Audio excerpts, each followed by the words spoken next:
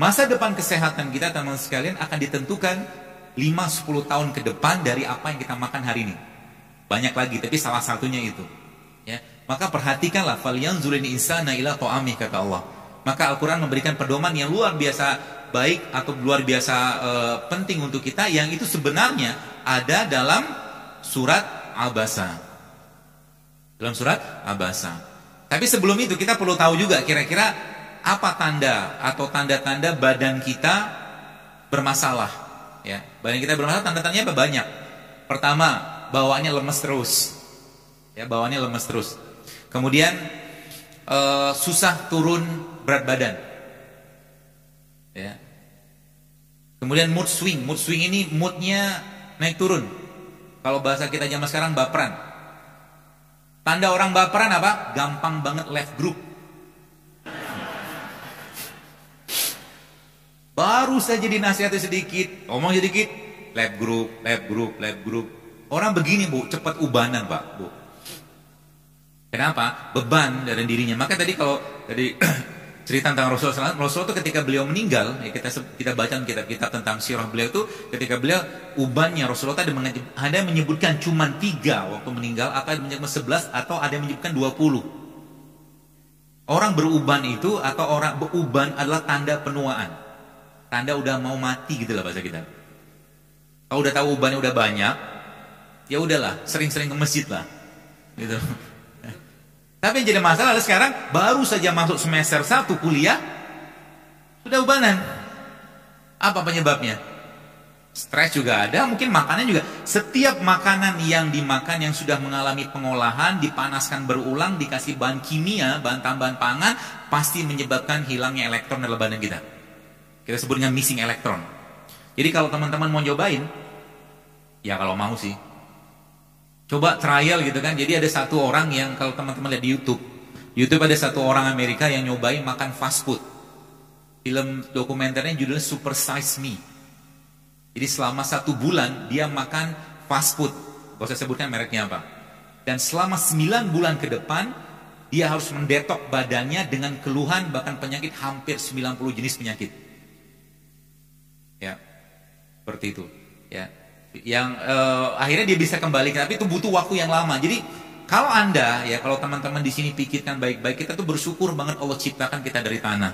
Ya, dalam surat Al-Mu'minun Allah katakan walaqad khalaqnal insana fi ahsani taqwim. Allah walaqad khalaqnal insana min sulalatin min tin. Dan kami ciptakan manusia dari saripati tanah. Kenapa tanah? Karena tanah itu sifatnya nyerap dulu. Dia nggak langsung dia nggak langsung seperti air. Kalau air itu kan langsung larut. Ya, jadi kalau misalkan Anda tiap hari pengen nyampah, nggak apa-apa. Nyampah tuh makan yang nggak sehat, bahasa saya gitu ya. Tapi ingat, dia akan terserap sampai akhirnya sebelum penyakit itu datang, ya, sebelum penyakit itu datang, dia ngasih sign dulu. Signnya berupa apa? Keluhan. Tadi saya sebutkan tadi ada mood swing, kemudian bawaannya marah terus, kemudian cemas nggak jelas, kemudian sensitif dengan makanan tertentu. Kalau dulu Anda bisa makan telur, sekarang nggak bisa makan telur, ada yang nggak beres dengan perutnya. Kalau dulu bisa makan udang, sekarang nggak bisa, ada yang nggak beres dengan perutnya. Kalau dulunya bisa makan katakanlah makanan-makanan yang sifatnya makanan alami gitu kan, sekarang nggak bisa, ada yang nggak beres. Ya, maka kita pahami baik-baik ini teman sekalian. Kemudian juga kalau di sini sebutkan occasional headache, jadi tiba-tiba pusing, tiba-tiba apa gitu loh. Jadi kita ngerti dulu badan kita bermasalah. Jadi kesehatan yang benar bukan nggak ada penyakit, tapi kesehatan yang sejati adalah munculnya vitalitas badan kita. Ya, munculnya vitalitas badan. Jadi kita nggak marahnya terkontrol, ya. Kemudian moodnya stabil seperti itu. Ya, itu tanda-tanda badannya fit. Dan itu hanya bisa didapatkan kalau kita mengurangi makan. Kalau kita mengurangi makan. Ya, dan tanda-tanda orang banyak makan apa? Ya, gemuk. Ya, gemuk dan seterusnya lah, banyak masalah badannya. Makanya Nabi pernah menyampaikan sebuah hadis bahwa nanti di akhir zaman aku melihat fenomena di kalangan umatku, kegemukan di mana-mana. Seperti nggak banyak yang gemuk di sini. Ya. Itu. Kemudian ada lagi namanya brain fog. Brain fog itu bawaannya dikit-dikit lupa gitu loh. Tadi kacamata saya di mana ya? Tadi sepatu saya di mana ya? Itu brand Fok. Otaknya berkabut. Begitulah. Kemudian nyeri badan, nyeri sendi, nyeri otot gitu kan. Yang tidak kalah sering banget dialami banyak orang zaman sekarang adalah bad breath. Bad breath itu mulutnya bau. Mulut yang bau bukan hanya masalah di sini saja, tapi di perut juga banyak masalah situ.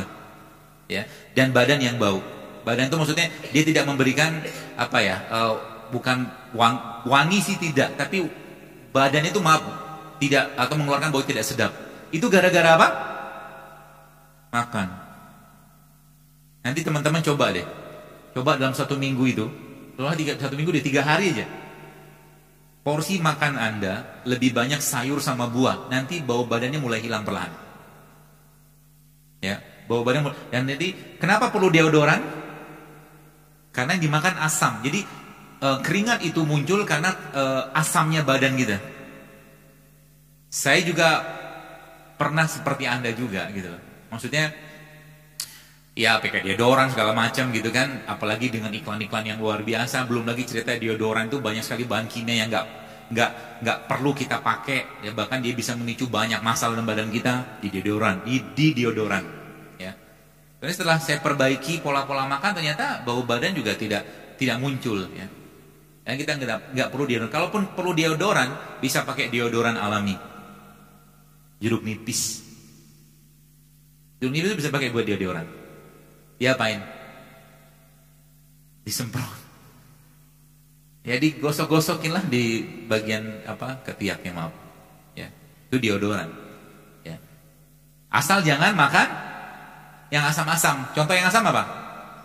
Tepung, minyak, nasi, gula. Makanan tiap hari kan? Jengkol apalagi mah. Jadi makanan-makanan asam seperti itu akan memudahkan badan kita untuk dihinggapi penyakit. Ya. Kemudian urin yang warnanya keruh atau mungkin terlalu kuning. Ya. Tanda badan kita butuh didetoks. Maka mendetoks badan kita yang paling gampang sebenarnya kalau kita menggunakan apa yang Allah ciptakan di atas muka bumi, menggunakan air kelapa. Air kelapa itu teman-teman sebagian sudah saya share juga di Instagram juga. Salah satu yang terbaik yang kita bisa gunakan untuk detox adalah air kelapa yang dagingnya masih ingusan. Ya, yang halus banget itu. Jadi teman-teman bisa air kelapa kayak begitu Anda blender sama kurma. Ya, blender sama kurma, atau juga bisa di blender dengan 1 atau 2 kapsul habatus sauda. Ya, itu bisa buat mendetoks badan. Ya, air kelapa. Berapa banyak sekali sehari cukup. Ya. Jadi air kelapa ditambahkan dengan tadi kurma, atau air kelapa dikasih madu, atau air kelapa dikasih kunyit, atau air kelapa dikasih jahe, itu mendetoks badan luar biasa itu. Jadi sebenarnya Islam mengajarkan pola hidup sehat ini sangat-sangat low budget. Jadi kemarin ada mahasiswa tadi pagi tanya, ya kemarin juga, bagaimana caranya karena kami mahasiswa nih, kami kan budget terbatas, bagaimana cara tetap hidup sehat? Jawaban saya puasa. Ya kan? Kan gak banyak makan duit kan? Habis itu pergi ke pasar, beli beli kunyit, beli jahe, beli serai gitu kan, beli buah sedikit, 10.000, 15.000 udah cukup. Makanya gak perlu mahal-mahal kok untuk hidup sehat sebenarnya. Ditambah dengan kita membiasakan untuk berpuasa. Ya. Dan berharap misalkan ada kondangan misalkan itu toh, lumayan kan? Ya seperti itu. Kemudian,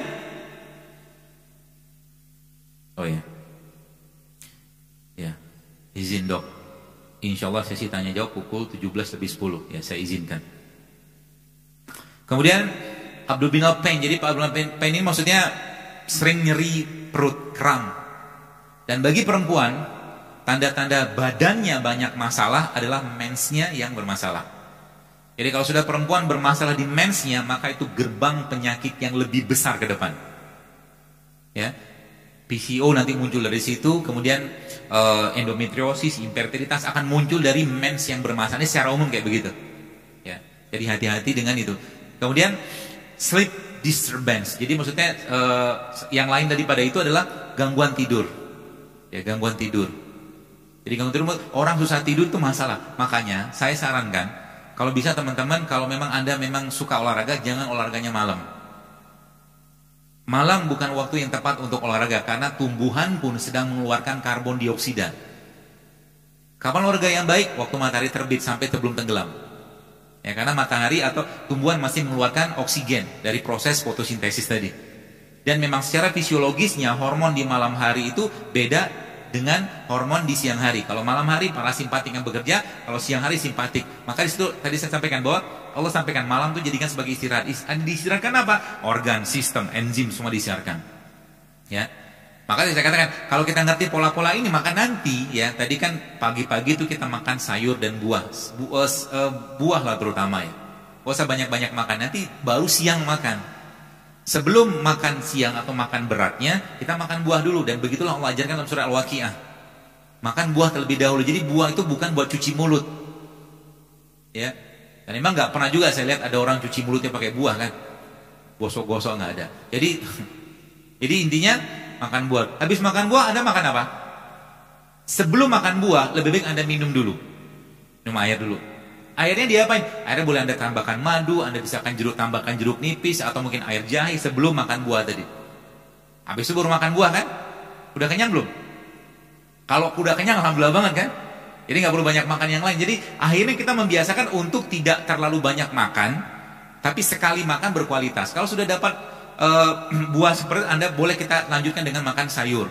Ya, polanya kayak begitu. Kalau saya sih, sayur nanti di situ ada sayur. Kalau memang butuh protein silakan pakai protein. Dan protein terbaik yang ada di Indonesia namanya tempe. Kalau nggak dapat daging, tempe itu baik banget. Bahkan nanti sekarang saya nggak ada demonya. Kadang-kadang tadi di masjid di mana tadi di TSM tadi itu saya mendemokan bagaimana kita bisa bikin sambal yang kita tempe yang kita makan pakai sambal. Tempenya mentah ya. Kok? Kan tempe kan protein. Protein kalau digoreng, dipanaskan kan rusak. Sebagian besar rusak. Jadi makan tempe itu lebih baik mentah. Oh nggak percaya ya. Baru tahu ya Pak. Itu obat emah terbaik Pak. Karena kan probiotik dia, fermentasi. Ya. Tempe nanti dibikin sandwich. Namanya sandwich tempe. Tempenya di slice tipis, tengahnya kasih kurma. Dimakan, itu obat mah. Bukan hanya obat mah, tapi itu banyak sekali masalah pencernaan yang menjadi masalah besar dalam tubuh kita itu bisa selesai dengan makan kayak begitu. Sebelumnya Anda minum air jahe, ya, air jahe, mungkin air madu atau air jeruk nipis segala macam gitu. Itu lalu Anda makan tempe itu luar biasa energinya itu. Ya, jadi nanti dicobain aja. Ya, apalagi tempe yang kemarin pas di Jakarta ada satu kajian itu saya ngulek sendiri tempe sambalnya itu. Jadi sambalnya sederhana sekali isinya. Cuman bawang putih sama cabai rawit, dikasih garam, kemudian dikasih kurma. Kurma buat manisnya, pengganti gula. Kan kita nggak mau makan gula lagi. Kenapa? Anda sudah cukup manis tanpa gula. Gitu lah Pak. Jangan tambah beban ginjalnya dengan gula. Ya. Kenapa? Berarti kita nggak perlu glukosa. Perlu, tapi bukan gula pasir. Gitu loh. Buah kan ada glukosanya juga, ada fruktosanya juga, kan gitu maksud saya. Ya, kita tetap butuh glukosa ya, tapi bukan dari gula pasir yang sisa yang cuman meninggalkan glukosa doang. Yang tidak orang yang belum banyak tahu justru malah glukosa ini Bapak Ibu sekalian kalau nggak dipakai di badan kita dia diubah oleh badan menjadi namanya glikogen. Glikogen kalau nggak kepake diubah lagi menjadi lemak.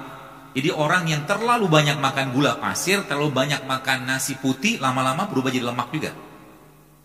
Jadi kalau kita mau nilai kira-kira penumpukan lemak itu dari kita tuh banyak atau tidak, ya lihat aja porsi gula dan porsi nasi yang kita makan. Dan ini kalau Anda benar-benar kerjakan banyak sekali hal-hal yang berhubungan dengan kesehatan kita tuh itu bisa terbantu gitu kan. Saya nggak tahu di sini pesantren gini ya, kalau mungkin saya sarankan ya tidak mesti makan nasi putih kok tiap hari. Ya, tetap kita bisa dapat energi yang luar biasa tanpa harus makan nasi putih. Misalkan kita mau tetap makan nasi putih silakan, tapi jangan banyak-banyak. Berapa banyak? Kalau saya biasanya cuma 1 sendok makan. Hal lagi. Hailah. Seperti kaget banget. Anda tetap bisa hidup tanpa nasi, percayalah saya. Saya kadang-kadang bisa seminggu nggak makan nasi. Kadang-kadang saya bisa nggak makan sampai 20 jam, tapi minum aja. Karena saya ngerti bahwa ternyata ketika tubuh kita tuh dibiasakan lapar, jadi gini. Saya coba tunjukkan sebuah slide supaya teman-teman paham. Jadi nanti lama-lama kita nggak perlu banyak makan, tapi sekali makan tuh berkualitas. Jadi gini, ada namanya model kompartemen. Jadi ketika kalori masuk nggak kepake, glukosa gitu kan, dia diubah jadi glikogen. Glikogen nggak kepake, dia disimpan jadi body fat. Ya sekarang kalau Anda mau mengakses body fatnya, jangan masukin kalori. Dokter kok mirip keto, mirip, tapi saya tidak mengatakan ini keto banget karena saya ubah. Jadi tetap kita butuh glukosa kalau saya. Ya, glukosa yang kompleks, bukan simplek kalau saya. Kalau kayak gula pasir itu kan glukosa yang simple. Ya, itu justru memberatkan badan kita. Jadi caranya gimana supaya bisa dibongkar? Ya jangan, atau berikan kesempatan badan kita untuk membongkarnya dengan cara apa? Jangan lagi memasukkan makanan-makanan yang bisa mengubah glukosanya menjadi glikogen bahkan sampai lemak. Maksudnya gimana? Apa contoh makanan atau minuman yang hampir-hampir nggak ada kalori? Contohnya apa? Air putih kan? Kan air putih. Terus tanda badan kita itu sudah banyak banget timbunan body fatnya atau lemaknya dari mana?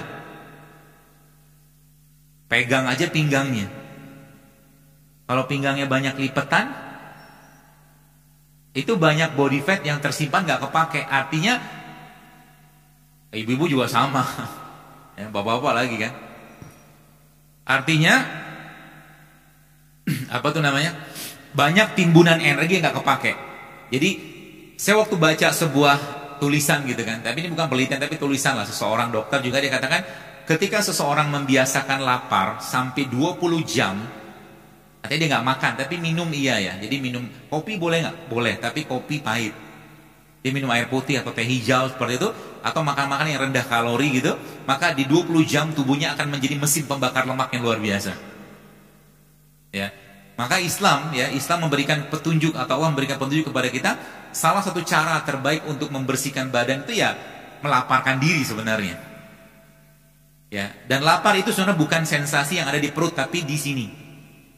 Kita mengendalikan. Jadi kalau kita sudah bisa mengendalikan lapar, maka kita bisa banyak mengendalikan hal-hal yang lain.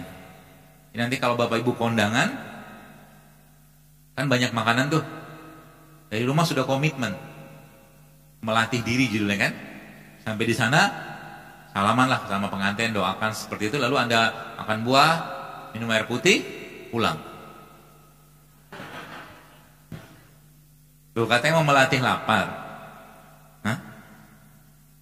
Habis pulang dan nyari bakso apa gitu, sama aja bohong. Hidup sehat tuh Pak Bu, kalau Anda tidak merasakan nikmatnya, Anda tidak akan mau mengerjakannya. Sama kayak orang pergi umroh atau haji, orang udah tahu nikmatnya, orang pengen lagi gitu loh. Kalau saya kemarin ya lihat beberapa teman-teman pas dalam sebuah safar gitu kan, saya lihat mereka dengan gampangnya makan mie instan yang dalam cup itu, mereknya itulah pokoknya. Saya bilang tega banget nih orang gitu kan. Badannya udah bersih-bersih gitu kan, sudah bagus, sudah sempurna luar biasa, tapi subhanallah malah dikasih makanan kayak begitu. Dan ternyata terbukti beberapa lama kemudian, seminggu kemudian mulai tuh batuk lah, demam lah, macam-macam keluhannya.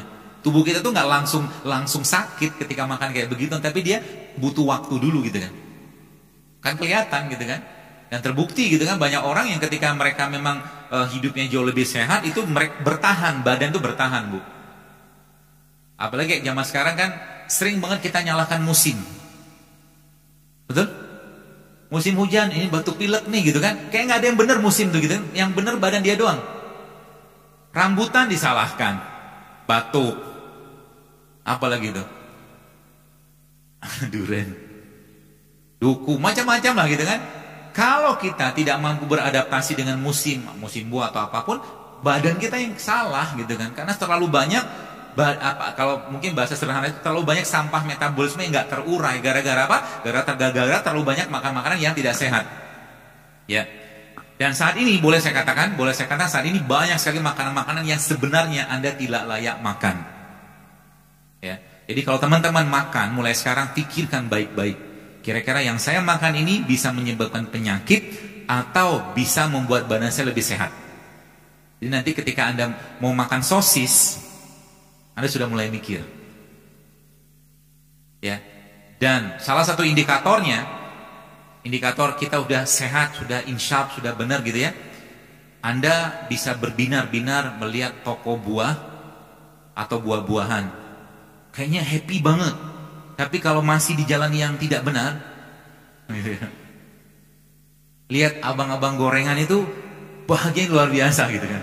Itu masih belum benar.